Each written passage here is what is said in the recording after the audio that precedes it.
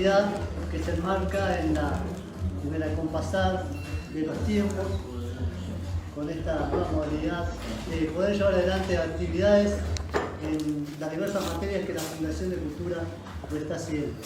No queríamos dejar de pasar esta oportunidad, decía yo, y aprovechar el tiempo en este lugar histórico, el Café Brasilero, al cual agradecemos por darnos en esta ocasión la oportunidad de poder llevar adelante una actividad jurídica. En esta ocasión van a hablar los doctores Elías Mantegre y el escribano Gerardo Cafela, ambos profesores en la materia de obligaciones, en Facultad de Derecho, Universidad de la República, con lo cual nos van a dejar aspectos civiles, los cambios y las modificaciones que ha generado la reciente ley 889, la ley de urgencia y consideración. Con ustedes quedan los doctores para la disertación de estos temas y todas las preguntas que consideren conveniente realizar.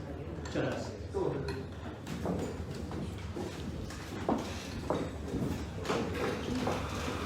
Primero que nada, agradecer a la Fundación de Cultura Universitaria y al profesor Martero, que en realidad es el pastor comercial de todas las teorías, es un amigo y por eso estamos todos hablando. Segundo, recordar a Gamarra en este momento, que la primera charla de nosotros después del fallecimiento de Gamarra el otro día, recordarlo un segundo antes de hablar. Es el civilista sin duda más grande de la trayectoria de Uruguay y uno de los civilistas seguramente más importante de Uruguay y uno de los más importantes de Latinoamérica. Y yo creo que la comunidad civilista uruguaya todavía está adaptándose a esta situación de un derecho civil sin Gamarra. Todos los que somos profesores de derecho civil nos guiamos en la facultad leyendo el tratado. Y pensar en un universo de derecho civil para que está todo el día metido en el derecho civil sin esa figura tan fuerte como la de Gamarra, que aún en su biblioteca altillo de hacer depósitos seguía estando presente, a pesar de que hace mucho que ya no se comunicaba asiduamente con el resto de la comunidad académica, es un cambio fuerte. Por lo menos para mí es un cambio fuerte, sé que para Elías también y para muchos otros compañeros también. Y eso pasa por lo emocional y lo intelectual, pero existe. Entonces, bueno, el mejor homenaje es seguir y decir que es un golpe tan grande que vamos a tener que hacer un esfuerzo para adaptarnos a los civilistas y que va a haber un periodo de transición en este derecho civil sin amor.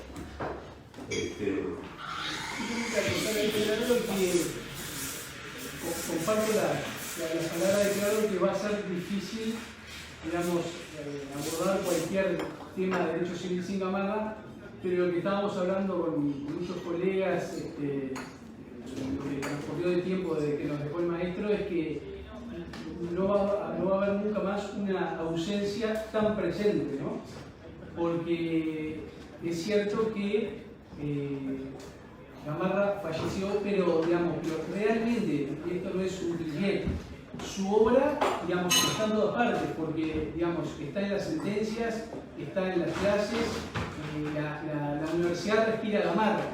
Entonces, yo creo que como nunca en la historia, en este país, se va a haber ido un maestro como Gamarra y va a estar tan presente entre nosotros, y yo imagino que por muchísimos años más, ¿verdad? Así que bueno, por el homenaje al maestro y muchas gracias. Bueno, yendo a la luz. La luz y el derecho civil es un tema que la primera nota que lo caracteriza es la falta de un intento armonioso, unificado de reformar respecto del derecho civil. Ese es el primer punto. Es una serie de cambios puntuales a algunas normas del derecho civil. ¿Hay alguna lógica general o alguna descripción general que uno pueda hacer del movimiento que implicó la luz para el derecho civil? Yo creo que hay dos grandes líneas.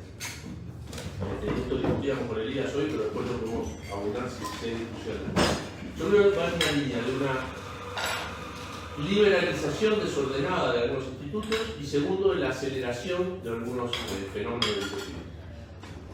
¿Dónde está el hecho de la liberalización que yo le llamo desordenada? Porque no hay una visión de conjunto en esto. Esto en realidad las reformas creo que se fueron juntando de distintas iniciativas de distintas personas, porque hay un espíritu de la luz en cuanto al derecho civil. Y ese espíritu es un espíritu de libre aplicación y un espíritu de aceleración de los tiempos. ¿Dónde están los puntos de liberalización? Creo que el más fuerte, el más claro, y que para mí es un salto de margen de la marra a 2 pies, pero hacia el principio del siglo XX, es en el tema de la ley de inclusión financiera y los contratos de trabajo. Es decir, ustedes dirán que hace un civilista hablando de los contratos de trabajo. Bueno, los contratos de trabajo se fueron del derecho civil más o menos hace unos 80, 90 años atrás, cuando se fue separando la cátedra de derecho laboral de la de derecho civil, y el gran corte es cuando la literatura de los años 40, Amesa, Garibaldi, que eran los profesores de aquella época, dejan de enseñar directamente el contrato de trabajo y lo pasan a enseñar a los profesores. ¿Cuál fue la solución principal del derecho civil en ese momento? Que no tenía sentido seguir usando la doctrina del contrato, la doctrina general del contrato para ocuparse de las relaciones de trabajo, porque eran tales desniveles entre las partes contratantes que no tenía sentido indagar muchas veces si había un verdadero consentimiento. Bueno, acá hay un paso liberalizador hacia atrás de la luz, que es la norma que, no me acuerdo mal, es la modificación del artículo 10 de la luz, que libra al acuerdo entre el trabajador y el empleador la decisión de si se va a pagar por medios de los bancos o si se va a pagar en efectivo. Naturalmente, lo primero que a uno le llama la atención ahí es algo que hubiera dicho un civilista del principio del siglo XX o del fin del siglo XIX. ¿De qué acuerdo estamos hablando? Eso probablemente va a ser lo que determine el empleador al momento de celebrar el contrato de trabajo, es decir, le pago en efectivo, le pago por el banco, punto, y la chance de una discusión del acuerdo va a ser mínima. Esto creo que marca, de alguna manera, un espíritu liberalizador regresivo de la luz en cuanto al derecho civil. Es una toma de posición primaria, pero es una toma de posición. Entonces, el primer punto, hay una señal de volver a una concepción de la doctrina general del contrato, de alguna manera, en este sentido un poco ingenua de los principios del siglo XX, pre-1940. Y esa es la nota más grande. Eso explica, creo que, el espíritu general de la LUC, que no es un sistema de normas sobre el derecho civil, sino es una especie de espíritu, un derivado natural de la forma que se enfrentan estos problemas por algunos legisladores, por algunos políticos. En el plan liberalizador hay un segundo punto que se intentó y fracasó, que fue la reforma del artículo 11.12 del Código Civil. Era un esfuerzo liberalizador en el sentido de liberalización de la circulación de los bienes. Lo que se pretendía era eliminar, no sé si ustedes recuerdan, pero en materia de donaciones, cuando se dona un bien inmueble, siempre está la chance, o según la doctrina mayoritaria, está la chance de que los herederos ataquen al propietario del bien inmueble que en algún momento se transfirió por donación, si se afectaron sus derechos en la sucesión del causante que actuó como donante. Es decir, hay una especie de irradiación de los derechos de los herederos que pegan sobre algunas de las transmisiones de la propiedad del inmueble. Eso genera un problema en el mercado del inmueble, de la circulación del inmueble, naturalmente. Pero el hecho de derogarlo generaba un problema a nivel de las relaciones familiares que se regulan a través de la sucesión, básicamente, y hablando de la esencia del asunto, las relaciones de transmisión de riqueza inmobiliaria entre padres e hijos. Ahí lo que se pretendía era inclinar la balanza a favor del mercado, tutelar las transferencias en el mercado, a costa de tutelar la posición de los legitimarios en la sucesión. Yo estaba más inclinado a la derogación, a lo que proponía la LUC que a lo que salió. Finalmente la LUC no logró completar este paso porque hubo una oposición unánime de los dos institutos de derecho civil de la Facultad de Derecho de la UDELAR. En los dos casos se entendió básicamente que la reforma que planteaba la LUC era para solucionar un grano en un brazo, arrancaba el brazo, por decirlo de alguna manera. O sea, iba demasiado largo, derogaba todo el instituto en vez de atemperarlo. Pero era un intento liberalizador, que no anduvo. El tercer punto es, en esta idea de liberalización, es un tema que impactaba en todo el tema de la paga de las obligaciones, que era la ley de inclusión financiera. Hay una retracción general.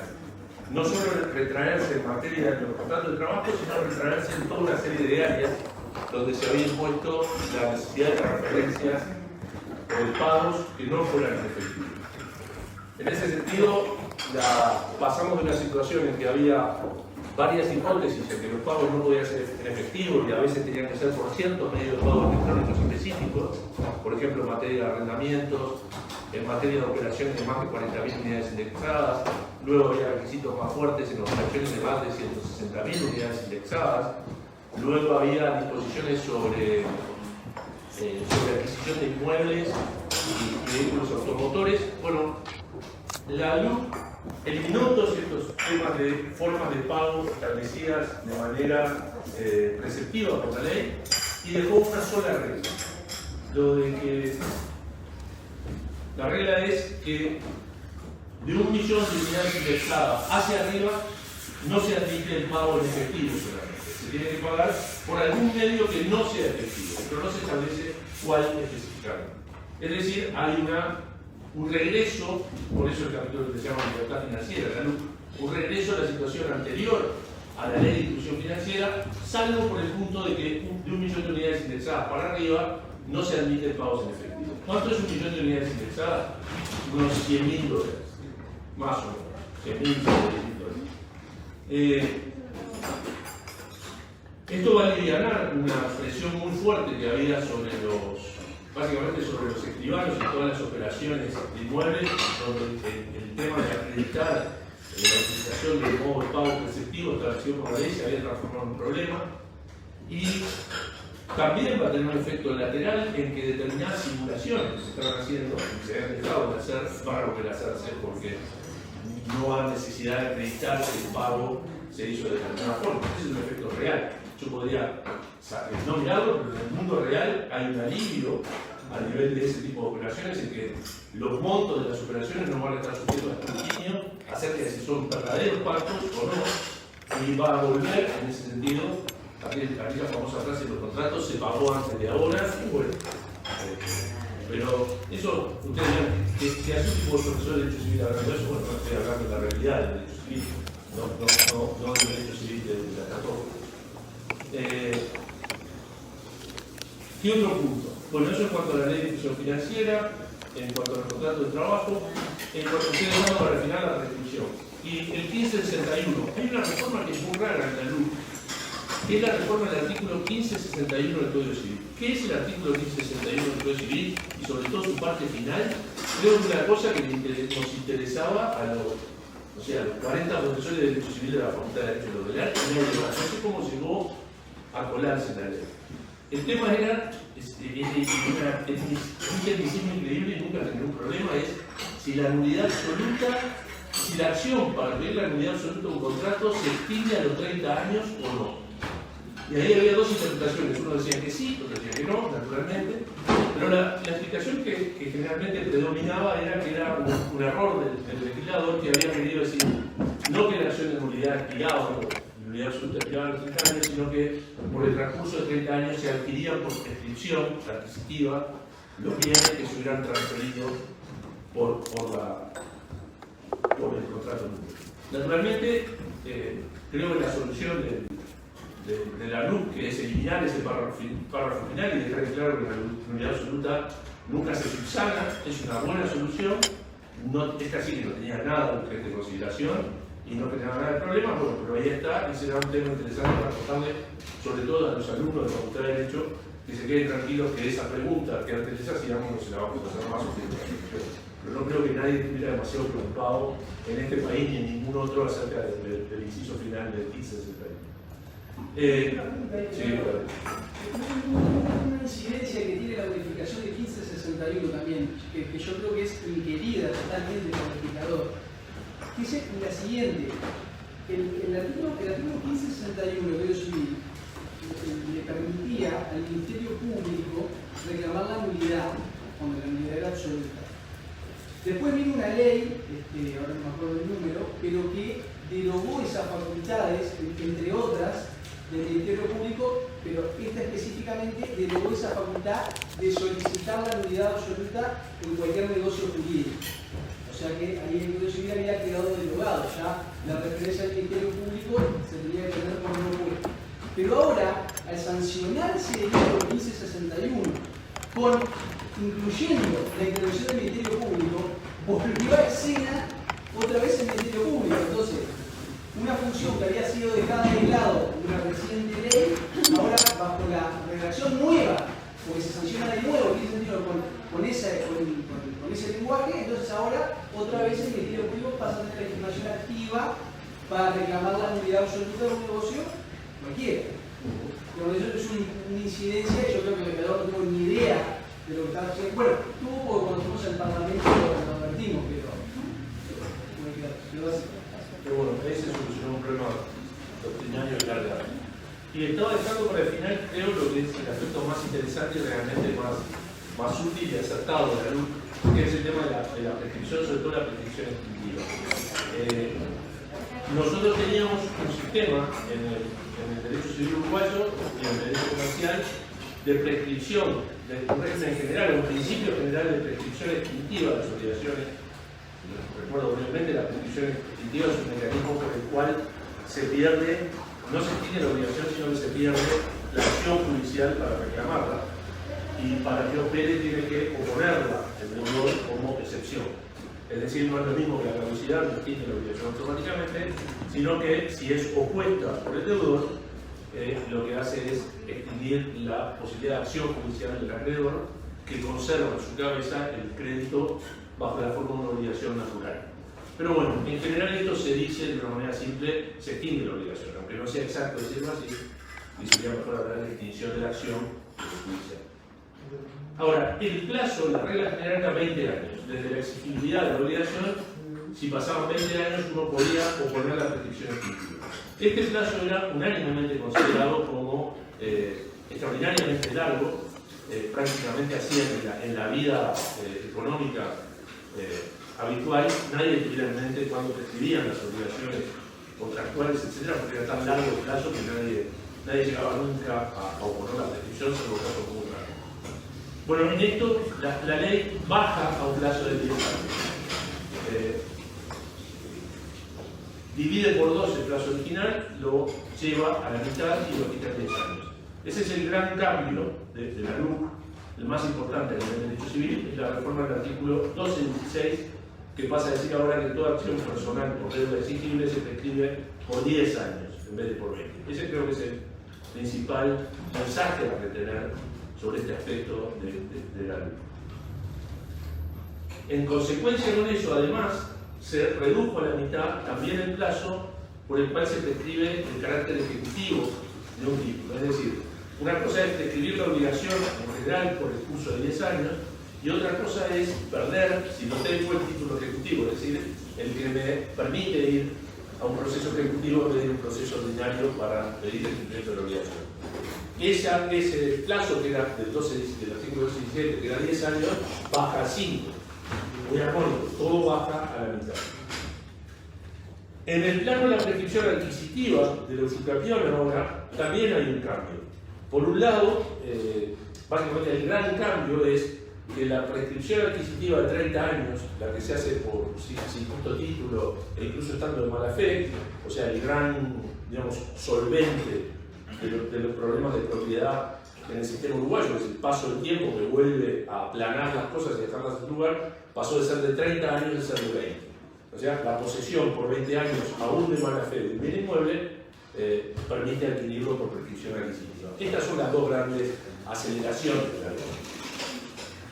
Acá hay dos cosas, las reflexiones son muy pocas en esto. La primera reflexión es este intento de mover armónicamente todos los plazos a la mitad no se siguió, o sea, solo ocurrió en el 1216 y 1217. El resto del sistema del código quedó igual.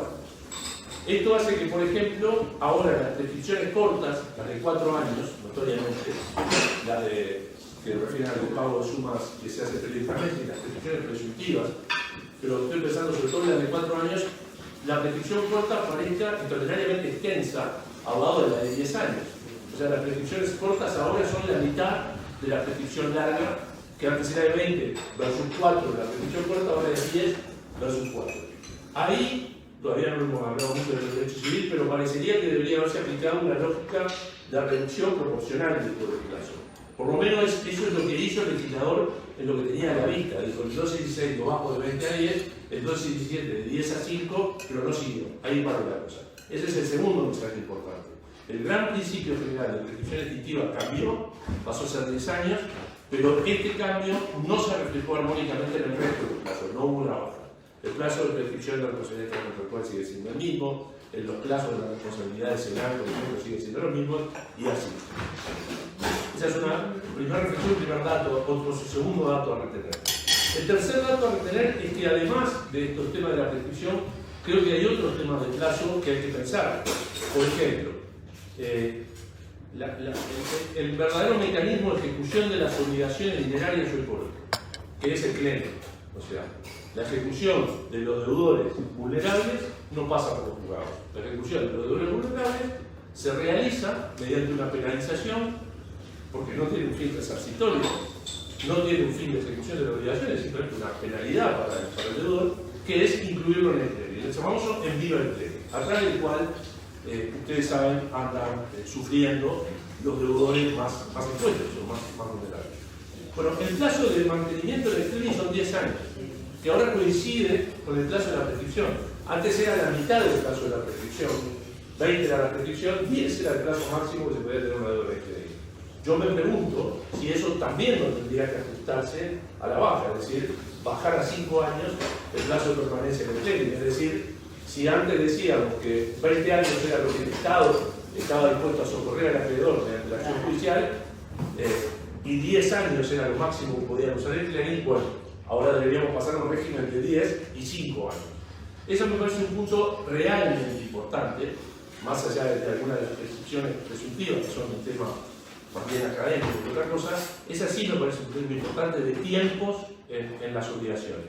Si la prescripción extintiva de las acciones jurídicas tradicionales pasó de 20 a 10, creo que el sistema de los sistemas de ejecución informales no tradicionales actuales, notablemente el CLEN, que es un sistema de penalización de deudores vulnerables, en definitiva, porque son los que no se pueden defender a nivel judicial, no van a ir a reclamar que lo saquen del CLEN, no tienen recursos para ir a pedirle al CLEN que lo saque. Si tienen que ir a pedir información, tienen que ir para no pagar, tienen que ir al sistema de atención pública en el edificio del World Trade Center. Imagínense una persona que vive en otra punta de Montevideo yendo ahí, perdiendo un día de trabajo para pedir el informe. Es decir, un sistema realmente perverso para los deudores de pocos recursos. Si ese sistema tenía un máximo de 10 años en un régimen en que 20 era el plazo de prescripción jurídica, si ahora el plazo de prescripción jurídica bajó a 10, creo que ese sistema de CLEN debería bajar a 5. Eso es parte de las cosas que hay que tener en mente dentro de la organización, que es parte inacabada de este proyecto. Entonces, en definitiva, creo que este tema de la prescripción extintiva sí ha sido un paso positivo adelante. En la prescripción adquisitiva no me animaría a decir, no sé si 20 años es un plazo razonable. Y lo que lamento son dos cosas. Una, que la organización no se ha seguido más a fondo, lo entiendo por la urgencia con que se hizo, y está bien, y admito que reducir este plazo era ya un escándalo nacional, había que bajar el plazo de 20 años. Pero me gustaría que este esfuerzo siguiera y sobre todo que habláramos con Elías, que hubiera una racionalidad para esto que se hace, porque nunca, incluso en el Instituto de Derecho Civil, cuando le hablamos del tema, la pregunta era, bueno, ¿por qué queremos reducir? ¿Por qué es bueno tener un plazo de prescripción más corto que el que tenemos? ¿Por qué? Creo que no tuvimos una respuesta. Es una intuición que todos tenemos, que los plazos de prescripción eran muy largos. ¿Por qué son muy largos? No sabemos. Yo quería proponer, y con esto ya liquido, porque es una consideración extra, que quizás lo que tenemos que empezar a pensar es cuáles son los tiempos de planificación económica que hacemos. En Uruguay la planificación de toda la esfera, de los aspectos económicos de la esfera pública, se hace por tramos de 5 años, que son los presupuestos. La prescripción tributaria, acorde con eso, es de 5 años. Y eso incluye todos los ingresos del Estado, salvo la de 10 en caso de que no se declaren, etc. Yo no sé si no hay que empezar a trabajar sobre módulos de 5 años también en la esfera privada, o si no interrogarnos por qué en la esfera privada es 10 y en la esfera pública es 5, los créditos contra el Estado. Fíjense el sistema público. Los presupuestos son por 5 años, los créditos contra el Estado prescriben en 4, y los créditos del Estado contra los particulares, los tributarios prescriben en 5. Ahí tienen más o menos un sistema armonioso que gira alrededor de los 5 años. El sistema del derecho civil ahora parecería que quiere girar a los 10 años, pero tiene estas incongruencias que bajó el de 20 a 10, pero el resto quedó en su lugar, y ahí habría que solucionarlo y llegar a un esquema ordenado que refleje una lógica única, como la que se refleja hoy en la esfera pública, el tiempo y la extinción de las obligaciones en la esfera pública que gira alrededor de esos 4 y 5 años. Pero bueno, eso es más bien una idea de cómo reflexionar para adelante. Si resumo entonces, los puntos de liberalización, la derogación del 11.12 de la reducción de donaciones que fracasó, el 1561 es una reforma menor con incidencia académica, más que nada, en el tema del contrato de trabajo y la liberalización de los medios de pago, hay un llamativo regreso a la doctrina del contrato anterior a los años 40, si se quiere, en el tema de ley de inclusión financiera, un regreso a la situación pre-ley de inclusión financiera y en definitiva una reducción del plazo de las extinciones privadas a 10 años para la extinción y a 20 años para la adquisición. Ese sería un mapa general de algunas reflexiones y luego haría un tema súper interesante de ese tratamiento y después diremos. Bueno, esas son las que había creado, son modificaciones al código que están, salvo la ley de inclusión financiera que está en otro título, pero el resto, lo de la prescripción y licencia anterior, está en un título que se llama específicamente modificaciones al código civil. Lo que yo traigo ahora es un nuevo régimen para los arrendamientos de inmuebles, ¿sí?, que no están en ese título de modificación del Código Civil. Están en el otro lado, que son los artículos 421 a 459 de la ley. Y, como decía, se inaugura un nuevo régimen respecto a arrendamientos de inmuebles. Hasta el día de hoy teníamos básicamente dos sistemas que se conocían como los arrendamientos urbanos incluidos o excluidos. ¿Incluidos y excluidos de qué? Se refiere al decreto 14219, es decir, el decreto ley 14219 es una norma de especial intuición para el arrendatario y en relación a esa norma se habla de arrendamientos excluidos cuando son arrendamientos que de regla se rigen por el Código Civil y para aspectos puntuales se rigen por el decreto 14219. Esos aspectos puntuales son el régimen de garantías y el régimen procesal del desalojo. Esos son los arrendamientos excluidos. Los arrendamientos incluidos son aquellos que se rigen in totum por el decreto 14219 y en lo no previsto por el Código Civil. La situación de exclusión más patente o más corriente es la que se refiere a arrendamientos respecto de inmuebles con permiso de construcción posterior al año 68.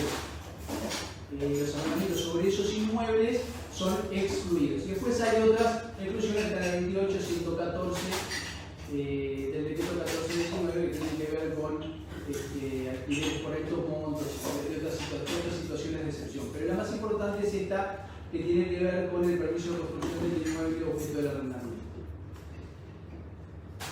Ahora hay un nuevo régimen. ¿Cuál es la particularidad de este nuevo régimen? ¿O cuáles son las particularidades de este nuevo régimen?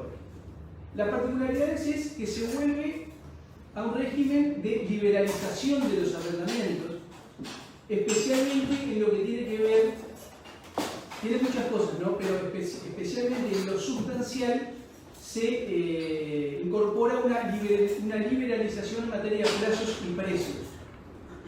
En los arrendamientos incluidos, es decir, los que estaban regidos por el decreto 1419, había plazos legales de estabilidad, ¿sí?, que en materia de casa habitación eran 2 más 1, es decir, plazo legal de 2 años más 1 de prórroga, ¿verdad?, más 1 de desalojo. Quiere decir que si uno hoy hace un contrato de arrendamiento respecto a un inmueble que esté incluido, tiene por delante al menos 4 años el inquilino en su inmueble, ¿sí? Y en materia de estilo, industria y comercio tiene un plazo de estabilidad de 5 años, ¿sí? Bueno, ahora en este nuevo régimen hay una liberalización total de los plazos y se pueden hacer contratos de arrendamiento por el plazo que libremente pacten las partes. En materia de precio, también, el decreto 14219 para arrendamientos incluidos preceptuaba que el precio solo podía pactarse en moneda nacional. Y si se pactaba en moneda extranjera, se operaba una conversión automática a la moneda nacional. Bajo el régimen ahora del año, es posible pactar en moneda extranjera, en URs o en UIF, dice la norma. A su vez también hay una flexibilización en materia de los plazos de desalojo. Notoriamente en el desalojo por vencimiento de plazo. En los arrendamientos incluidos el plazo de desalojo por vencimiento de plazo es de 1 año, ¿sí? Y en los excluidos se discute si es de 6 meses o es de 1 año. Ahí es muy discusión. Ahora en el nuevo régimen de la LUC ese arrendamiento pasa a ser de 30 días, ¿sí? Ahora, ¿por qué el legislador estableció esta flexibilización o esta organización de los plazos? La razón es esta: se percibió que la obtención de garantías por arrendatarios era un obstáculo que dificultaba enormemente el acceso a viviendas por parte de la gente. Entonces, se preguntaron de qué manera podía incentivarse la conclusión del contrato de arrendamiento de inmuebles, ¿sí? Sin que el propietario exigiera una garantía. Entonces, al menos lo que se desprende del régimen de la LUC es generando un incentivo. ¿Cuál es el incentivo? Que el propietario acepte a un arrendatario sin que éste constituya una garantía y se beneficia de todas estas liberalizaciones que estamos hablando, es decir, liberalización en el tema del precio, liberalización en el tema del plazo y digamos, trato más beneficioso desde el punto de vista procesal y forense a la hora de entablar un desalojo. Pero para entrar a ese conjunto de beneficios tiene que pagar el peaje de aceptar un arrendamiento sin la constitución de garantías por parte del arrendatario. Es más, este régimen de arrendamiento sin garantía se incluye en un título más grande que es el de vivienda, es decir, se parte de la base de que se entiende, supongo que se habrán hecho estudios, de que hay un déficit de viviendas y esta medida del arrendamiento sin garantía tiende a paliar ese déficit de la vivienda. ¿Cuáles son los arrendamientos que quedan comprendidos en este nuevo régimen de la ley? En primer lugar, tiene que ser arrendamiento de inmuebles y tiene que ser arrendamientos con destino casa-habitación, ¿sí? O sea que los arrendamientos con destino industria y comercio no quedan comprendidos en este nuevo régimen. A su vez, se tiene que tratar, como venimos a decir, de un arrendamiento donde no se constituyan garantías, ¿sí?, a favor del propietario por parte del inquilino, ¿sí? El inmueble puede estar radicado en cualquier punto del país, es decir, área urbana, suburbana o rural, se va a poder aplicar este régimen, aunque sea solo rural, siempre que el destino sea casa-habitación, y se agrega como requisito que para que rija este régimen el contrato tiene que celebrarse por escrito, ¿sí?, en donde haya pacto de plazo y precio y además una expresa manifestación de adhesión al nuevo régimen. Digamos, esos son requisitos para que ese contrato de arrendamiento pueda quedar comprendido en este nuevo régimen. Vamos a ver ahora un poquito más el detalle, cuáles son las características que someramente recién mencionamos. En el plano sustancial, ya dijimos entonces que lo beneficioso, el incentivo para el arrendador para que acepte un arrendatario sin garantía es la liberación de los plazos y los precios. Y en materia procesal dijimos el acortamiento del plazo de desalojo, especialmente en el vencimiento del plazo que pasa a 30 días, y agrego ahora en el de mal pagador, que tenía un plazo de desalojo de 20 días, pasa a 6 días. Allí el cambio no es muy relevante porque todos sabemos que en materia de plazos procesales 14 días, 15 días, 60 días no significa demasiado. Ahora pasar de un año a 30 días sí pasa a ser un cambio relevante.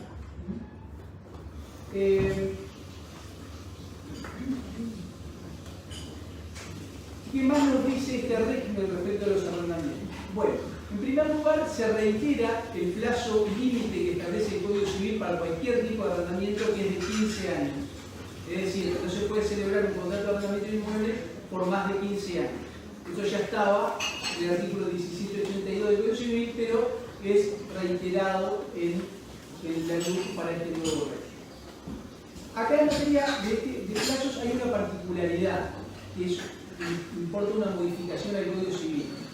En el Código Civil se establece en el artículo 1790 que si al vencimiento del plazo contractual, es decir, del plazo pactado en el contrato, el arrendatario continúa habitando la finca, no se produce lo que se conoce como una tácita reconstrucción, es decir, no se va a entender que hay un nuevo contrato de arrendamiento por un plazo idéntico al anterior. Eso es básicamente lo que dice el artículo 1790 del Código Civil. Dice que en esos casos el arrendador puede agarrar el desalojo por vencimiento de plazo.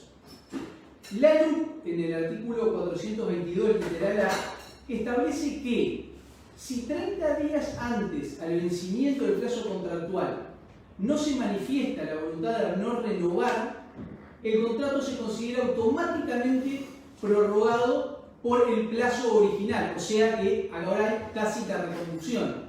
Lo que el Código Civil decía que no existía, ahora en la LUC existe. Es decir, si yo hice un contrato de arrendamiento por 2 años y 30 días antes del vencimiento de los 2 años no manifiesto la voluntad de no prorrogado, se prorroga por 2 años más automáticamente.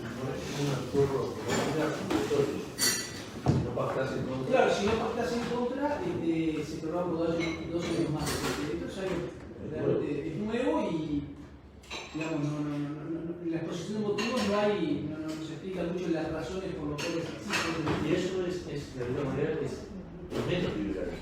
Porque antes vos terminás el plazo, llegas a una supervisión sin plazo y te podés. Claro. Si ahora el arrendador queda atrapado, si no notifica, queda atrapado en un nuevo plazo y vuelve al original. Eso es un cambio sí sustancial en materia del Código Civil. Después, bueno, lo que le veníamos a decir, hay una liberalización porque se admite la autonomía de la voluntad en materia de plazos y de precios, ¿sí? Ahora se puede pactar lo que uno quiere. Una cosa interesante es que en materia de precios, la LUC establece que si no se pacta nada respecto al régimen de reajuste, ¿sí?, de reajuste del arrendamiento, va a regir supletoriamente el reajuste de la 14.500 del IPC, del índice de precios de consumo. Y esto aunque no se introduzca una pretensión jurisdiccional, ¿no? O sea, al vencimiento del plazo se va a ajustar automáticamente por IPC, ¿sí?, aunque nada se haya pactado. Esto también es una modificación importante, porque ¿qué sucedía? En los arrendamientos incluidos, si no se decía nada, no había problema, porque el decreto 1419 ya contenía un régimen de reajuste, ¿sí?, que había 3 índices y se escogía el menor entre la URA, la UR y el IPC. Pero si el arrendamiento era excluido y no se pactaba un régimen de reajuste, directamente no había reajuste. Ahora, bajo la LUC y para este régimen de los arrendamientos sin garantía, si no se pacta nada, hay un régimen de reajuste supletorio, lo que supone un beneficio para el arrendador, que se olvidó de pactar un régimen de reajuste. Después hay regulaciones supletorias también frente a ausencia de pacto, igual a esta del IPC, que se establece que si no se establece nada de cuándo, el momento en que se tiene que pagar el alquiler, se establece que es mensual. Es decir, que si no se establece el periodo de pago de la renta, la ley supletoriamente establece que el régimen es del pago mensual, ¿sí?, y que además se tiene que hacer el pago dentro de los primeros 10 días del siguiente mes. Esto de alguna manera recoge lo que es la práctica habitual en materia de contratos de arrendamiento, pero lo incluye como un elemento natural del contrato frente a la ausencia de pacto de la parte, ¿sí? Y después hay una regulación imperativa respecto del tema del precio, que es que se prohíbe pactar que el precio se pague por adelantado. Y esto tiene que ver un poco con el espíritu y la lógica de este tipo especial de arrendamiento, porque justamente se le conceden todos estos beneficios al arrendador que admite no tener garantía del pago. Pero si admite no tener garantía del pago, pero exige todo el pago por adelantado, supongamos por un año, no asume ningún riesgo, que es el que está pagando como peaje para entrar a este régimen más beneficioso. O sea que eso es una obligación imperativa para el precio. No se puede pactar una cláusula del precio por adelantado.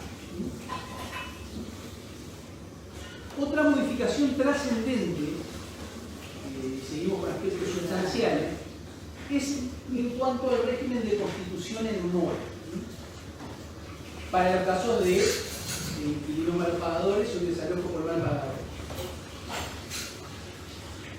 En materia de arrendamientos de inmuebles, regía tanto para los incluidos como para los excluidos una norma del decreto ley 1419 que establecía un régimen especial para la mora del arrendatario. En primer lugar, exigía que la intimación para constituir mora tenía que ser una intimación hecha judicialmente, es decir, a través de órganos jurisdiccionales. Por tanto, no se admitía la mora automática, pero tampoco se admitía la intimación por un medio distinto a la comunicación judicial, es decir, ni el telegrama coleccionado ni un acta de intimación notarial, ¿sí? Pero además había requisitos que también beneficiaban al arrendatario, y era que para poder constituir en mora al arrendatario tenía que haber un atraso de al menos 10 días corridos desde el vencimiento de algún periodo de alquiler. Es decir, que si el arrendatario se atrasaba un día, 2 días, 3 días, hasta 10 días, no podía ser intimado para constituirlo en mora. Y además de eso, había que esperar 10 días después, hacer una intimación judicial, y recién transcurrido 10 días hábiles de que se le notificaba judicialmente esa comunicación, esa intimación de pago, ahí recién quedaba constituido en mora y recién ahí podía entablar la demanda de desalojo y eventualmente la ejecutiva acumulada por el cobro de alquiler. Quiere decir que un trámite de constitución en mora, ¿sí?, en el régimen común, por decirlo de alguna manera, anterior a la luz, podía llevar tranquilamente un par de meses, porque se involucraban los trámites judiciales, ¿sí? Ahora, en el nuevo régimen, esto se flexibiliza bastante. En primer lugar, se admite la mora automática, ¿sí? Con lo cual, con un mero pacto en el contrato de arrendamiento que el inquilino va a incurrir en mora por el solo vencimiento del plazo, ya alcanza, no hay que hacer ninguna otra gestión. En segundo lugar, para los casos de que no se pacte la mora automática, se admite la intimación por cualquier medio, o sea, no tiene que ser judicial. Esto es un aspecto muy relevante también en cuanto al ahorro de los tiempos para la constitución en mora. Y sí se establece un pequeño plazo de 3 días hábiles desde la intimación, es decir, que el inquilino va a incurrir en mora 3 días hábiles posteriores a la intimación notarial o por telegrama colacionado que se le puede hacer, pero claro, estamos en plazos absolutamente más reducidos que lo que es en realidad el régimen común de la mora para los regímenes distintos al de la ley. Y una cosa más, cuando se pacta la mora, si se pacta la mora automática, ni siquiera es exigible el plazo de 3 días hábiles posteriores. Es decir, cuando se pacta la mora automática, el inquilino ya está incurso en mora en el mismo día en que venció el plazo y no pagó el alquiler. O sea, el otro día ya le pueden hacer el desalojo por mal pagador y la acción ejecutiva de cobro de alquiler, ¿sí? Siguiendo con el precio, se establece que en cuanto a las prestaciones accesorias, es decir, gastos comunes, tributos, consumos, la LUC acá establece que si no se establece nada respecto de quién se hace cargo de esos pagos, es el arrendatario. Es decir, acá se ve un poco el cambio del paradigma, ¿verdad? O sea, lo que bajo el decreto 14.219 era todo a favor del arrendatario, acá pasa a ser todo a favor del arrendador. Es decir, si no se pactó quién se hace cargo de estos cargos, es el arrendatario, ¿sí? Y además,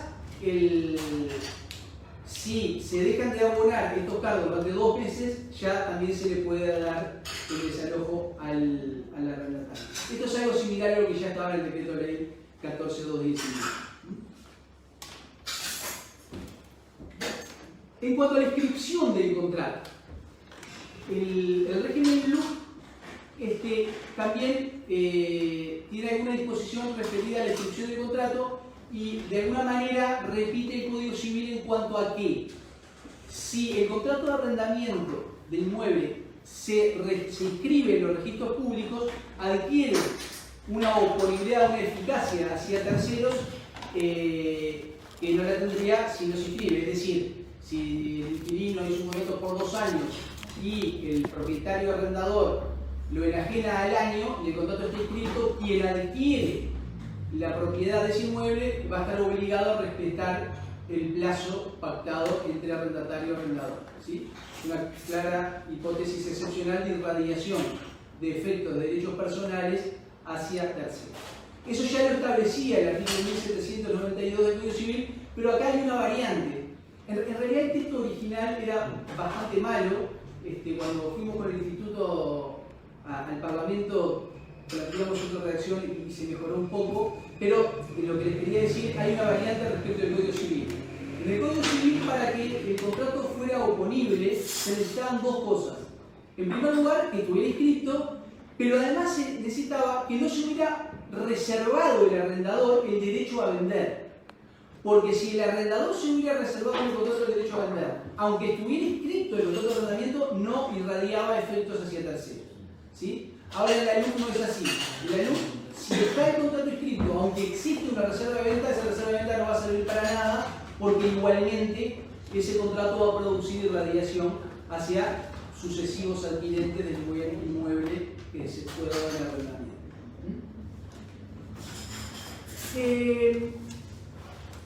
El tema de subarrendamiento y cesión de arrendamiento, hay normas. En materia de cesión hay una norma igual al Código Civil, que es que no se puede ceder el arrendamiento si no es con el consentimiento del arrendador. Esto es igual que el Código Civil. En materia de subarrendamiento, la LUC establece que para que el arrendatario pueda subarrendar, es decir, que el arrendatario a su vez pueda arrendar el inmueble, se necesita un permiso expreso en el contrato. El Código Civil dice que si no se prohíbe, se puede arrendar. Acá se consagra una regla distinta. Es decir, para que se pueda arrendar, tiene que estar permitido. ¿Sí? Y acá hay una norma en materia de subarrendamiento muy particular de la LUC, que es la siguiente, que establece que si el arrendatario a quien le estaba permitido subarrendar, subarrienda a un tercero por un precio mayor al que él le paga al arrendador, supongamos, alquila en 20.000 pesos y subarrienda a 25.000 pesos, en esos casos se establece que el arrendador tiene derecho a aumentarle el alquiler hasta el monto que ese arrendatario le alquila al subarrendatario. Esto es algo bien particular y marca, digamos, ciertas consecuencias del subcontrato. Es decir, por el hecho de que haya un subarrendamiento, ¿verdad? El arrendador puede incidir en su contrato con su arrendatario por circunstancias ajenas a ese contrato, como lo es que el arrendatario a su vez le haya arrendado a un tercero por un precio mayor. Eso es una particularidad interesante de la ley. No lo permite. Lo permite, o sea, le puede exigir el aumento de la alquiler. No, sí, pero digo, si te querés hacer una diferencia. No lo permite, claro. No permite que el arrendatario haga una diferencia, aunque esté permitido el subarrendamiento. Mira, está Palito Rodríguez Russo, es el profesor Rodríguez Russo de Salto, está Palito escuchando. Le mandamos un saludo a Palito. Gran saludo al salteño.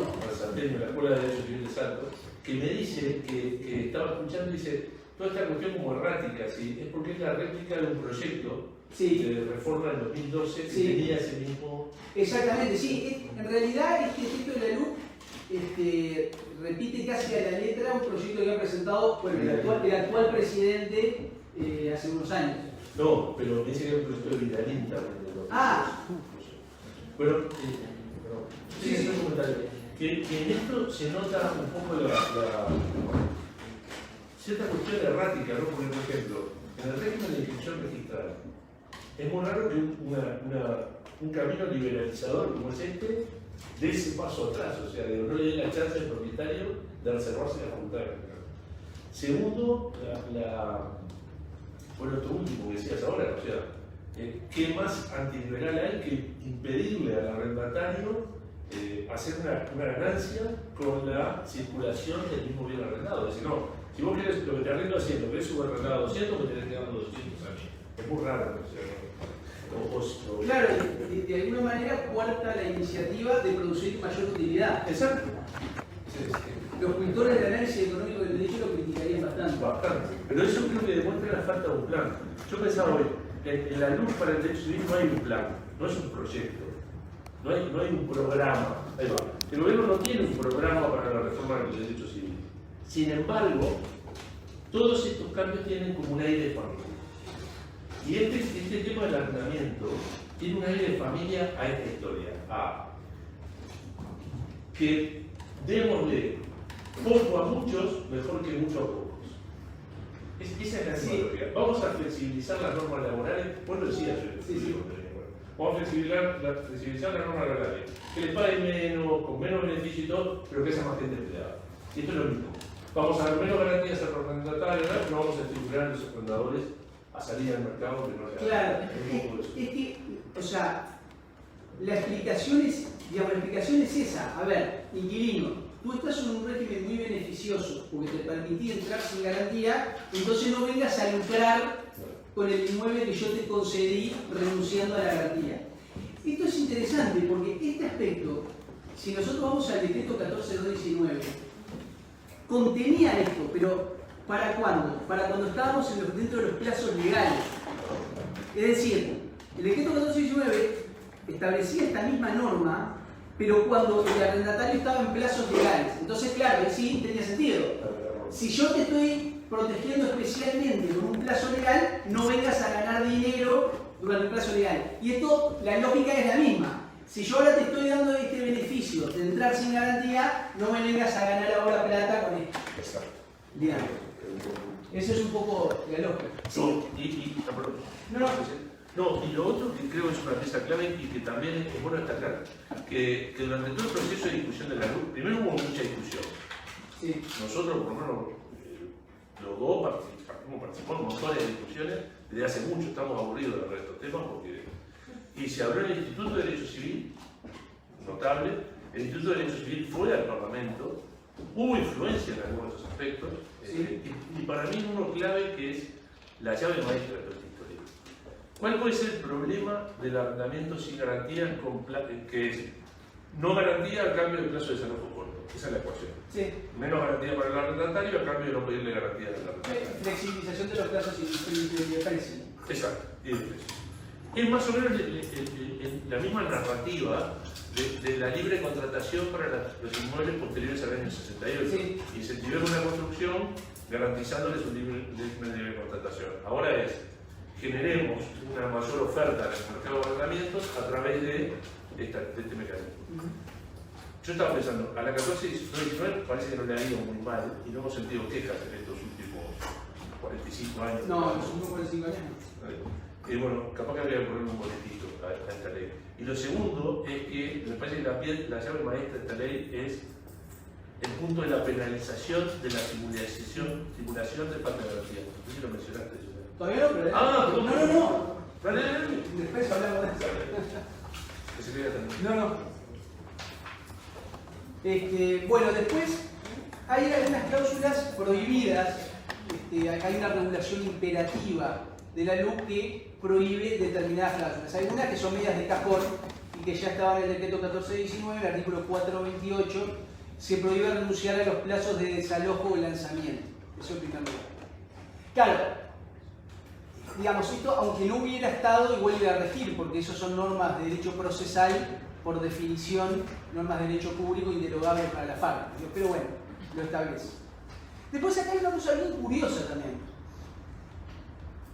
Hay una prohibición de establecer de pactar que al vencimiento del plazo contractual, ¿sí?, se eleve el monto del arrendamiento, ¿sí?, o se imponga para pagar por adelantado. O sea, es decir, que en el régimen, por ejemplo, el del desalojo por vencimiento de plazo, claro, ahora son 30 días, es casi insignificante la situación. Pero digo, pero se prohíbe que después del vencimiento del plazo contractual se eleve el monto del alquiler, ¿sí? O se disponga su pago por adelantado. Insisto, la incidencia de esto es muy poca, porque, a ver, en el caso del mal pagador, directamente el arrendatario no está pagando. Y aunque pagara, el plazo de desalojo son 20 días, con lo cual... Y en materia del vencimiento del plazo son 30 días, con lo cual tampoco tiene demasiado sentido. Pero lo que tiene menos sentido todavía es que la ley, después de prohibir esto de la elevación del pago del alquiler al vencimiento del plazo contractual, establece que es posible pactar una multa de hasta 5 veces el monto del alquiler por no devolución del inmueble al vencimiento del plazo contractual. Entonces, por un lado no permite elevar el arrendamiento al vencimiento del plazo contractual, pero sí permite poner una multa de hasta 5 arrendamientos después de vencir el plazo contractual. Es absolutamente incongruente. O sea, no tiene sentido, porque lo que escribe con la mano lo borra con el codo. Pero vos pongo la línea de reforzar eso. Te doy muchos derechos al propietario para que arriende sin garantía. No. El patrón esa línea. Eso sí, pero lo que no tiene sentido es la prohibición de no elevar el alquiler al vencimiento del plazo y a su vez después permitir una multa. Es hasta 5 veces una. O sea, la elevación la llamo multa y ya está. ¿Sabes? O sea, no tiene sentido. Pero bueno, hicimos lo que pudimos en el Parlamento. Bueno, en materia de desalojos, y acá vuelvo un poco sobre el que ya dije varias veces, hay acortamiento de plazos, el vencimiento de plazo 30 días y en el pagador 6 días hábiles, ¿no? O sea, pasa de un año a 30 días y de 20 días a 6 días. ¿Sí? Además de lo de la mora que ya les comenté, también hay acortamientos en cuanto al proceso monitorio de desalojo, que también son, digamos, reducciones insignificantes. Ahora el plazo para poner excepciones en vez de 10 días son 6 días, que no tiene, digamos, prácticamente inoperante esa modificación porque pasa lo mismo. Pero bueno, está en la línea de alguna manera, de aligerar más los plazos. Bajan de 10 a 6 el plazo para poner excepciones. Y por último, un poco lo que planteaba Gerardo, es decir, claro, acá puede haber una tentación muy grande y en materia de arrendamientos, las tentaciones por vulnerar el orden público siempre existieron desde el decreto 1419, por eso el decreto 1419 prevé multas, hasta sanciones penales por simular ciertos aspectos que evitaban ciertos beneficios para los arrendatarios. Acá también podía existir la tentación de que el arrendador simulara que no hay garantías, ¿sí?, para ingresar a un régimen más beneficioso para él y en perjuicio del arrendatario, ¿verdad? Se podía poner en el contrato de arrendamiento que no había garantía y por ahí, por otro lado, constituir una garantía de algún tipo, una fianza, bueno, en fin, un depósito del otro lado. Entonces ahí, esa fue una preocupación nuestra. Sí. Entonces nosotros planteamos que introducir una sanción penal para el arrendador que simulara garantías para poder ingresar a este régimen más beneficioso para él. Entonces ahí nosotros planteamos la posibilidad de un tipo penal que inclusive estaba en el decreto 1419 y en el Parlamento fue recogida parcialmente esta inquietud y no se puso el tipo penal, yo creo que con acierto, y simplemente se puso una multa para el arrendador que simule ausencia de garantías de 5 veces el monto del alquiler. Multa que puede ser reclamada por el arrendatario y que va en su beneficio. Yo creo que esto evitó mucha crítica de los penalistas, que el derecho penal es la última ratio, en fin. No, y aparte también por un criterio pragmático. Yo creo que a cualquier juez le iba a temblar la mano para firmar una sentencia. No, después lo estimularon al arrendatario claro, denunciar. A denunciar porque se lleva una carta. Exactamente. Bueno, esto en cuanto al régimen así logrado. Ahora empieza la tertulia. Pero, bueno. Una consulta. Sí. Respecto al tema de las prescripciones. La disposición transitoria, ¿cómo se interpreta? Bueno, esa es Creo que, a ver si estamos de acuerdo, por eso se discutió larguísimo en el Instituto de Derecho Civil, larguísimo. Pero creo que al final el resumen es este. Primero, la nueva prescripción extendida es de aplicación inmediata. Es decir, incluso las obligaciones que están en curso de prescripción pasan a prescribir por el régimen de 10 años. Sin embargo, la es distinta. No, y la también. No, las dos, porque lo distingue. La distintiva es, si están en curso, pasan a regirse por el nuevo régimen. Eso sería el principio. En todos los casos. O sea, hace 5 años está poseyendo, tiene que llegar a los 20. Hace 5 años no le están cobrando, tiene que llegar a los 10 para que se tenga la ley. Ese es el principio. La excepción es esta. Si por operación del nuevo régimen la prescripción extintiva se cumple dentro de los próximos 2 años o la adquisitiva se cumple dentro de los próximos 2 años, se corre hasta el final del segundo año ese plazo. Es eso. O sea, por ejemplo, estamos en el año, no sé, 9 de una prescripción extintiva. Eso quiere decir que en un año, por el nuevo régimen, se extinguiría, por decirlo fácil. Bueno, según la norma transitoria se va a extinguir en el año 11. 2 años después. Exacto, 2 años. 2 años porque cae, es lo que dicen literalmente. No, incluso aunque 2 años o que ya se hubiera consumado. Exacto. O sea, si bajo la aplicación del nuevo régimen, ¿no? Supongamos, bajo el viejo régimen era 20 años la extintiva, ¿no? Van 11, ¿no? Bajo el viejo régimen quedaban 9 años, pero acá ya operó, porque como rige la aplicación inmediata, ahí esa prescripción ya consumada bajo el nuevo régimen no opera y el acreedor tiene 2 años más para interrumpir esa prescripción. Hay 2 años para revisar los cajones de qué deudas tenemos por percibir o qué inmuebles tenemos por perder. 2 años para revisar. Claro, esto supone una modificación, digamos, de lo que fue el principio del Código Civil en el momento de su sanción.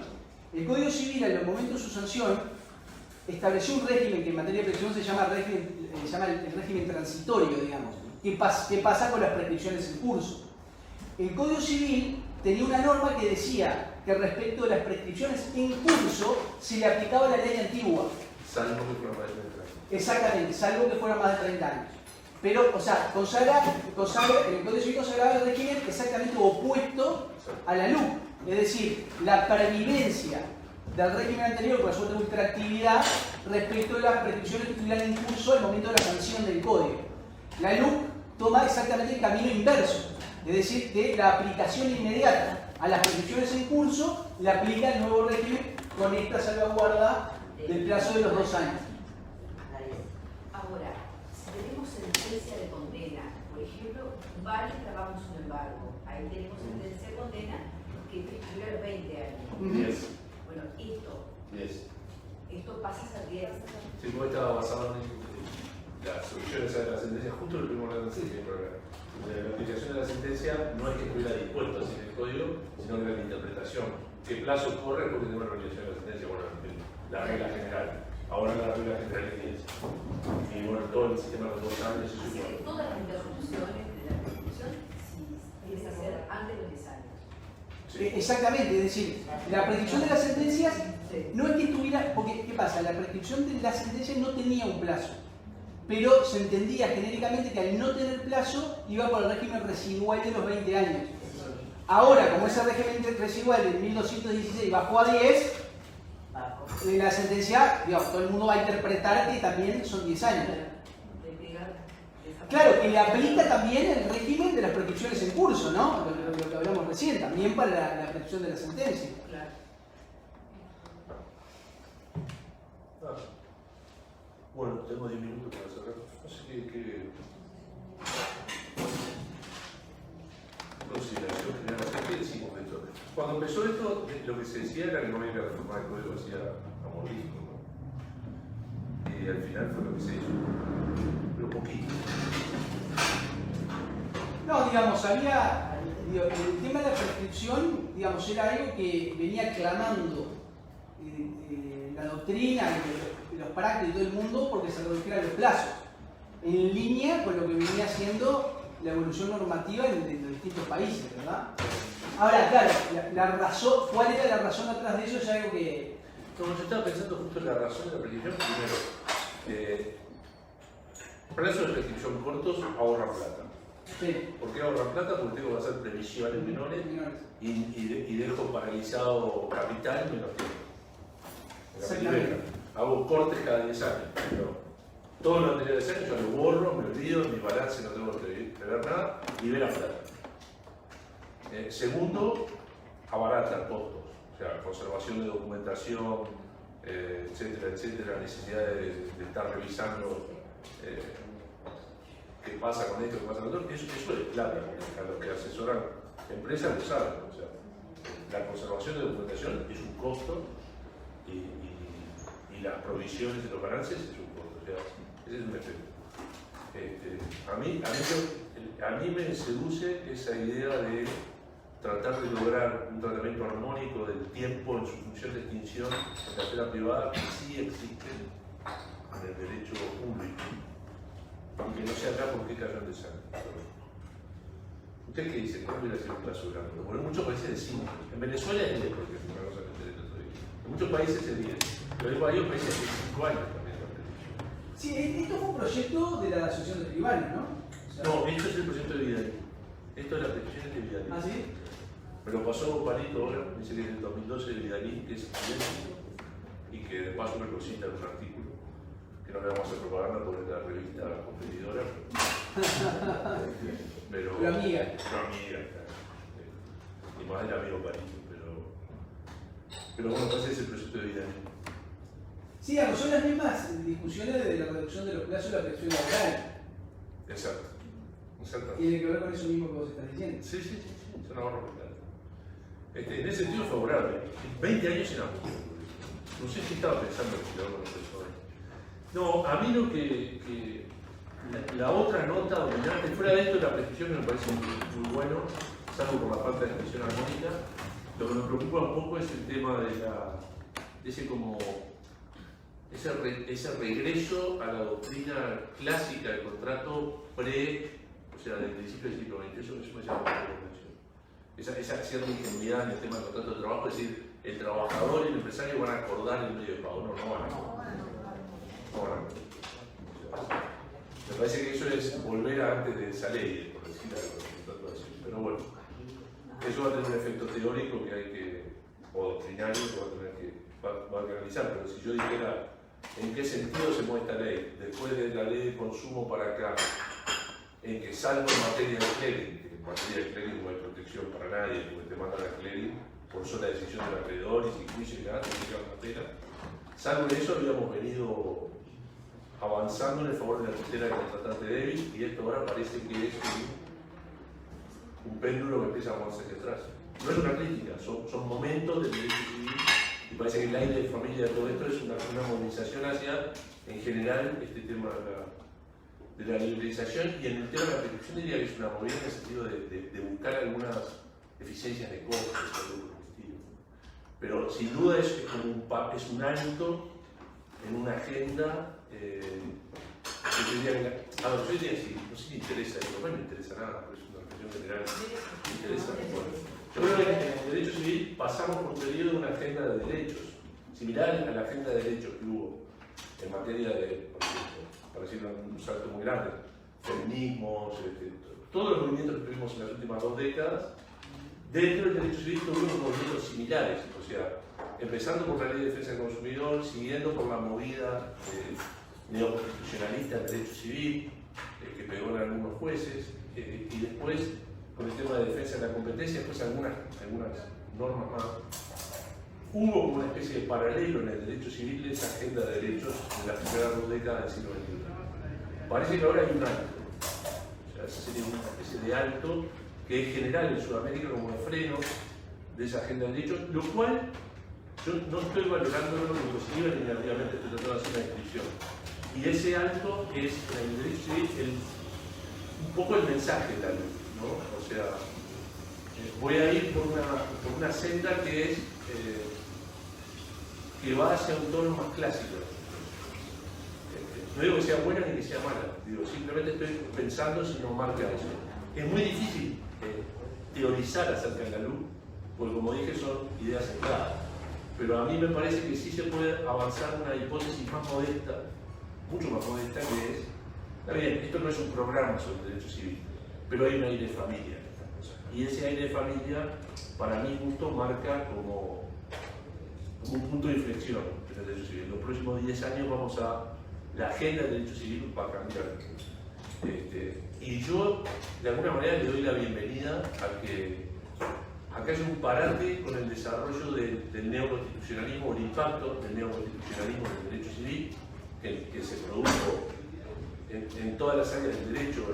El neoconstitucionalismo es la idea de aplicar directamente la Constitución, los preceptos amplios de la Constitución a la solución de discusiones concretas. Entonces uno dice, bueno, aplico el principio de igualdad en esta relación y resuelvo más o menos lo que quiero, porque es tan amplio. Entonces yo creo que esa especie como el parate del neoconstitucionalismo del derecho civil en tanto generaba, primero, poca protección para los que utilizan protección, porque los que utilizan protección en general no llegan a los juzgados ni a pagarle a los abogados que pueden hacer ese tipo de construcciones neoconstitucionales. O sea, el acceso al poder judicial es la barrera realmente para el contratante débil. La barrera del contratante débil no son las instituciones del civil, es la forma en que está dispuesto el acceso a la justicia. Y segundo, genera un elevado grado de impredictibilidad en la institución. Capaz que esto es un mensaje de que terminó esa era, y hay una parte positiva. No me gusta que ese mensaje positivo venga mezclado con, de alguna manera, un retroceso en algunos puntos de que el derecho civil había avanzado. Pero es un cóctel entreverado a analizar. Pero también hay otra cosa buena, es que la luz, y esto se discutió mucho, si es la mejor forma de discutir derecho o no, pero es verdad que la luz tuvo mucho tiempo arriba de la mesa y dio mucha oportunidad de discutir, y se aprovechó, y la verdad, los juristas fueron escuchados. La facultad no se puede dejar de no haber sido escuchada. De hecho, digamos, tuvo mucha receptividad. Exacto. Digamos, las comparecencias del Instituto de Derecho Civil dieron lugar realmente a modificaciones. Esa pieza maestra, que es la penalidad para el caso de simul de garantía, que es el talón de Aquiles de todo eso, si no la tenés. Eso fue una propuesta del Instituto de Derecho Civil. Pero y muchas otras también. No sé si el instituto aislado de personas. Sí, bueno. También se sacaron artículos que eran contradictorios, o sea, no es que simplemente la academia fue por la galería. Es decir, hubo una preocupación de los legisladores de atender, digamos, la opinión de la academia. La reforma de la reducción de donaciones beneficiosas no anduvo porque la Facultad de Derecho y la Ordenal se opuso. Totalmente. Es que básicamente así. Tenía el apoyo de los gremios, pero no tenía el apoyo de los gremios. O sea, fue interesante porque también dio para el debate de ese otro actor en el mundo jurídico, que son los gremios, de abogados y de ciudadanos. Bueno, que de hecho dio continuidad a la ley que modificó la responsabilidad decenal, porque el proyecto que modificó el artículo 1844 de la responsabilidad decenal fue de alguna manera armado por gremios y académicos. Pero fíjate vos que un segundo más. Hay una reflexión interesante de esto, que es la siguiente, es hasta ahora en el derecho civil estábamos buscando las reformas del derecho vigente, del derecho vivo, impactando en los jueces. Y ahora se abrió como una ruta nueva, que es el diálogo con los legisladores. Sí. Se está abriendo un diálogo con el poder legislativo. Y con los legisladores. Y con los legisladores. Ahora, por ejemplo, sí. Yo pregunto, ¿no? Lo que planteabas tú. Es obvio que según lo que plantean ustedes, los cambios no solamente eran posibles, que se dio con esta ley, sino que eran necesarios. ¿Verdad? Ahora bien, ¿qué perspectiva le ven ustedes? ¿Favorable al derecho civil? Bueno, a ver, en materia de arrendamientos el tiempo dirá si fue una medida eficaz o no. Yo creo que sí, lo que hay que tomar nota es que sí tiene una tonalidad realista.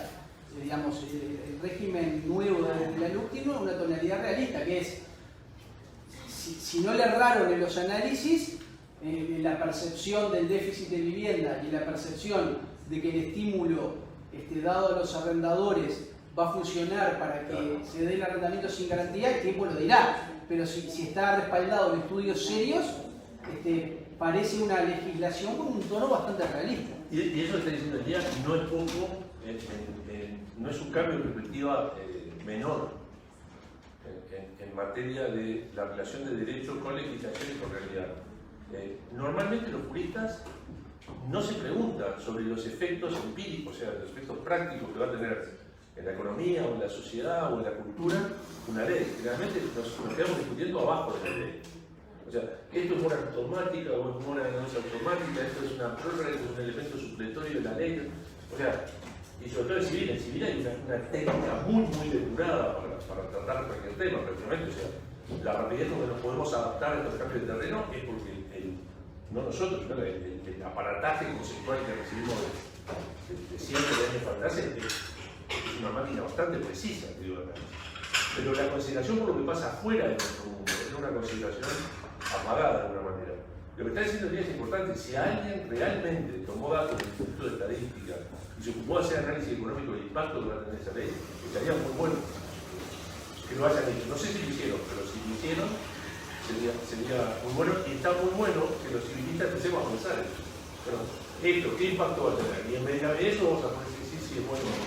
Ahora, la respuesta a lo que decís vos creo que tiene muchos lados. Un lado positivo es la apertura del proceso mismo, la apertura del diálogo de la academia con el poder legislativo. Eso es importantísimo. Eso tiene un impacto muy trascendente. Creo que va a dejar huellas, que el va y viene entre los gremios profesionales, el Parlamento y la academia va a dejar una huella y en realidad dejó senderos abiertos. O sea, senderos que vamos a volver a transitar. Y eso es muy bueno, dejar de mirar solo al juez y dejar de ponerle al juez la responsabilidad de hacer los cambios sociales, sentencia por sentencia, que es muy bravo para ti. El tipo tiene un expedientito con un casito así y tiene que salir a hacer patria yendo en contra de leyes o con interpretaciones dudosas. Ahora no, vas a la fuente del asunto, al dejar todo. Es mucho más eficiente, es mucho más legítimo, mucho más racional. Segundo, en cuanto al contenido del derecho civil, para mí es una señal. Es una señal de alguna manera, una gotita de conservadurismo, o no diría conservadurismo, de un freno en la narrativa del derecho civil de los últimos 20 años. Como un parate, y vamos a ver. Y ese parate es, por ejemplo, la ley de arrendamientos es muy parecido a la estructura de ideas atrás de la ley de arrendamientos sin garantía, es muy parecida a la idea de la flexibilización laboral, que es exactamente el mismo modelo. O sea, no pidamos tantas garantías a ver si este bien, que en este caso en la vivienda, se distribuye más. No pidamos tantas garantías para el rol a ver si este bien, que son los salarios, se distribuye más, etcétera, etcétera. O dejemos que crezca la torta para que caiga, es ese tipo de razonamiento. Que no lo estoy cuestionando, es un tipo de posición, hay otro tipo de posición. Entonces, ahí hay una tensión. Veremos qué pasa, para mí es un freno. Tercero, si uno cree que la agenda neoconstitucionalista del derecho civil, o sea, la del principio de igualdad, la votación económica, toda esa historia, era negativa, digo, el profesor Becker, del primer nivel que la sostiene, no estoy pretendiendo decir que es mala, lo que digo, si para mi gusto, yo tengo una valoración política negativa de esa actividad. Para los que tienen una valoración política negativa, esto puede ser un paso de decir, bueno, se frenó eso. No me gusta que ese paso venga acompañado de un paso atrás en la doctrina general económica. O sea, es una valoración compleja, no es buena o es mala. Creo que tiene todas esas cosas. Yo me voy a permitir decir algo capaz que suena un poco atrevido, pero no es mi materia en la que yo trabajo más civil. Yo trabajo en perspectiva de género, trabajo en atención a mujeres víctimas de violencia. Y ahí vemos mucho de esta cuestión, ¿no? de los desalojos, porque el señor se va, era la entrada. Y creo sinceramente que esta cuestión de regular de esta forma tan liberal los contratos de arrendamiento sin garantía va a dejar un montón de situaciones de este tipo, no solo mujeres como objetos, sino otras tantas realidades económicas y además culturales, que no va a dar como para venir a negociar esto en un papel, ¿no? Un contrato escrito, poquito quién va a poner el profesional, quién va a poner las cláusulas, las va a redactar y las va a explicar, siempre confiando en la buena fe, ¿no? Y el hacer profesional correcto de cada uno de aquellos que redactan estos contratos. Y bueno, yo creo, y ojalá esté muy equivocada, porque lo veo cuando me llegan las consultas, de que hay que ser profesional, bueno, a veces queda un poquito a la voluntad. Y no me parece que vaya a ser como beneficioso para los sectores más vulnerables, que creo que son aquellos en quienes se embanderan este tipo de legislaciones o correcciones a la legislación. No digo que la anterior estuviera mejor, no digo que no hay un derecho de propiedad que también hay que proteger. Creo que esta no era la forma, y también respecto al primer comentario que hicimos, si algunas reformas que hay al Código Civil o a esta ley o a otras reformas que hubo eran de urgente consideración y había que sacarlo de esta forma, bueno, también eso sostengo que no es así. Ustedes son por la academia, a mí yo trabajo en la sociedad civil y me pareció que ese respecto de que ustedes hablan con tanta consideración, en la sociedad civil también hay profesionales con especialización, bueno, no fue tan así, no fue tan escuchado, nada más eso. No, está bien. Sí, nosotros estamos hablando desde el punto de vista de la academia, nada más está bien que marque esa perspectiva. Yo sí, me permití una definición de la ley, y esto es la pensionificación, es transformar una gran pensión todo lo que muere. Por cuál es el régimen de la pensión, que no pagaste vas. Y esa es la esencia como régimen. No te pido garantía, pero si no me pagaste vas. Y la pregunta es, bueno o no. Tenemos la ley de pensiones, y la ley de pensiones tiene ese régimen, que es lo que están viviendo muchos inmigrantes temporales. Y el problema es exactamente el que decís vos. O sea, el problema es que no es que la ley de pensiones no tenga una válvula de protección, la tiene. Pero, ¿cómo hace el inmigrante viendo una pensión para acceder a ese asesoramiento? No accede. Por eso, de nuevo, muchos problemas de esto no son problemas solo dentro de la ley. ¿Cómo vas a llegar a aplicar esto? Y sí, nosotros estamos totalmente de acuerdo y entendemos. Yo lo que decía hoy, es interesante que la academia empezó a incorporar ese tipo de inquietudes que vienen de la sociedad civil. Tenemos una perspectiva distinta, pero entendemos el punto de vista y entendemos que es un punto de vista legítimo.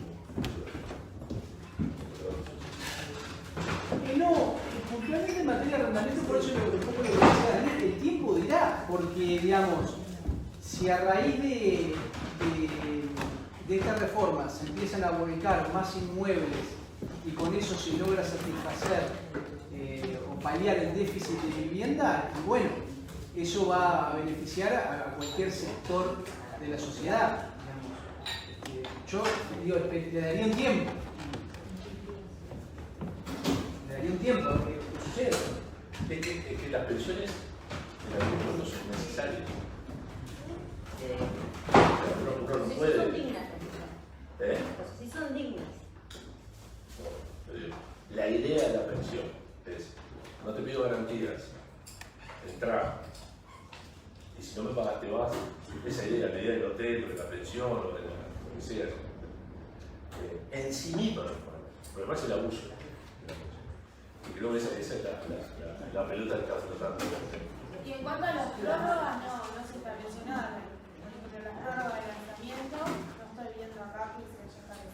No, es un tema bien típicamente procesal y no lo abordé ahora. Hay ciertas normas, pero se acortan bastante las posibilidades de prórroga de lanzamientos y demás. Tal vez había prórroga de lanzamiento. Claro, bueno, justamente va en la línea de favorecer la desocupación del inmueble en caso de vencimiento de plazo o marcador, sí, típicamente. O sea, a ver, está muy claro, o sea, el tema está muy claro. Hay un debilitamiento de la posición del arrendatario, eso es indiscutible. Pero, como contrapartida, lo que te están diciendo es que puede dar un beneficio que sea más oferta de arrendamiento. Claro. Yo no tengo por qué a priori negar. No, pregunto porque van a surgir también las consultas del tema de prórrogas. Sí. Sí, claro, sin duda. Pregunta, en materia de arrendamientos, ¿hay alguna norma que se aplique no a este régimen especial, sino al de la 14 del 19? Alguien que alquile con garantía, digamos. Sí. La No. No hay nada. No, este régimen tiene Solo para esto. presupuesto. No, presupuesto de aplicación es solamente que sea sin garantía. Si es con garantía, estamos afuera. En las redacciones originarias, como vino del Poder Ejecutivo, había una norma que aplicaba fuera del régimen pero se sacaron. Digo yo, el consejo, la recomendación sería que de ahora en más, en un arrendamiento, queremos que esté en este régimen, lo titulemos de ese modo. Bueno, hay que cumplir los requisitos, básicamente que sea por escrito, con un régimen de plazo y precio, bueno, que sea sin garantía, y una cláusula donde haya una expresa adhesión al nuevo régimen. Es decir, si es sin garantía, si es por escrito, con pacto de precio y plazo, pero no hay una cláusula de expresa adhesión al régimen, tampoco rige. Sigue rigiendo el decreto. Y ahí va a regir el régimen de los excluidos o incluidos dependiendo de qué tipo de inmueble sea. Exactamente.